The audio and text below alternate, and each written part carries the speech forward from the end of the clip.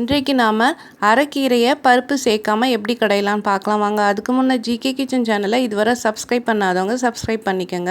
அதுக்கு ஒரு கட்டு கீரையை கிள்ளி தண்ணியில் நல்லா அலசி தண்ணியை வடித்து குக்கரில் சேர்த்துக்கணும்.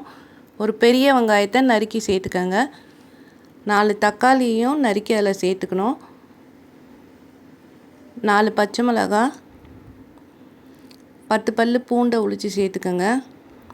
தேவைக்கேற்ப கொஞ்சமாக புளி, காரமும் புளியும் உங்கள் விருப்பத்துக்கு ஏற்ப சேர்த்துக்கோங்க. 3/4 டம்ளர் அளவு தண்ணியை சேர்த்துக்கோங்க. தண்ணி அதிகம் சேர்க்க வேணாம்.